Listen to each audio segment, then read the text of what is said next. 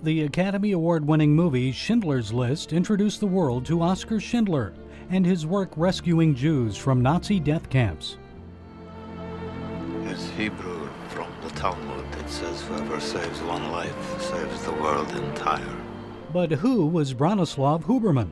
He was the Schindler of the music world. Schindler saved 1,000 people. Huberman saved 1,000 people, and no one knows him. Academy Award-nominated director Josh Aronson tells Huberman's story in the documentary Orchestra of Exiles. He was a hero. He was a heroic character. He was a great violinist. He was a great artist, and he was a great man. A Jewish child prodigy from Poland, Huberman began playing the violin at age 8. He performed throughout Europe and fell in love with the audiences in Palestine. The film is about a man who starts the cultural life of Israel by founding the Palestine Symphony. And it's about the difficulty and the obstacles, tremendous obstacles, that were in the way of Huberman in doing this.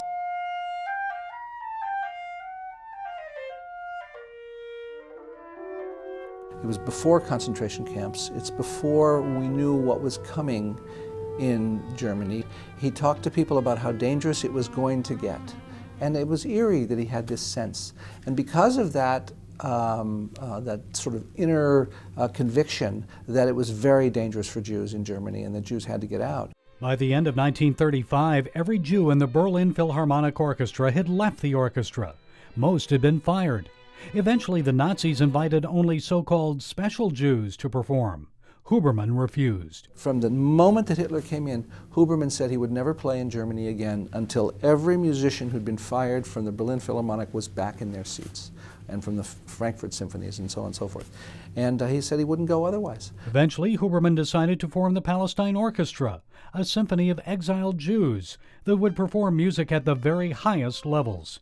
He wanted to show the world that the Nazis and their anti-Semitic beliefs could be opposed with the only weapon many Jews possessed: music. Huberman spent 2 years traveling throughout Europe, auditioning the best musicians. Most were Jews exiled from Central European orchestras, musicians like highly regarded soloist David Grunschlag. Huberman helped Grunschlag and his family move to Palestine. Luckily for my family, nobody had to go through the ordeals of concentration camps thanks to Huberman, because by getting my father out in 1936 to Palestine, not only saved his life, but also his sister's. One sister was 20 years old, the other was only 16.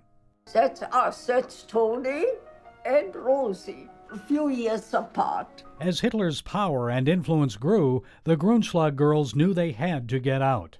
After several embassies rejected their visa requests, they sent a letter to Huberman, who was housed at a Budapest hotel. And so Tony wrote him, "Dear Maestro, you are our last hope. Please help us." Huberman agreed to help. 6 weeks later, the two women received student visas and were on their way to Palestine. He made it all happen, yes. We knew any Jew, he gets out of Europe, he's probably saved his life, or at least spared him a lot of misery, a lot of suffering.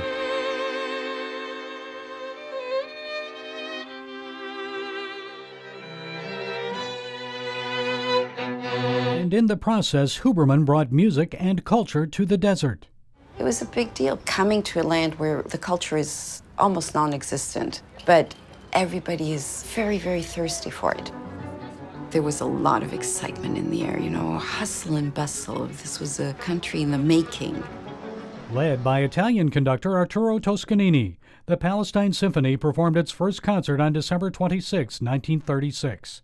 The event was broadcast on radio and heard by millions around the world. Huberman also started a music school.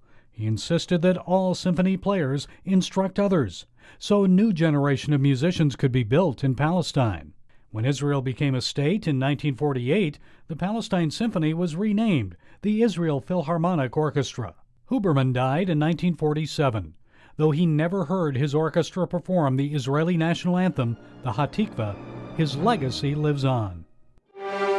So there is this evolution, the seeds of culture that Huberman planted here, that he brought from Central Europe, We are reaping its rewards today, and we will continue to reap its rewards.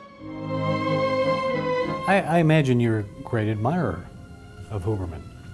I am a great admirer of Huberman. What do you admire the most about him? For a man to stand up against intolerance and sacrifice so much of himself and to change himself in doing it, he saw something happening in the world that demanded a response. And so many people today, and this is, I hope, the lesson of the film, so many people are so quick to look the other way. Aronson's film helps people look at Nazi anti-Semitism and see how one man not only used music to save hundreds of lives, but also to restore a little bit of humanity to an entire world. Gary Lane, CBN News.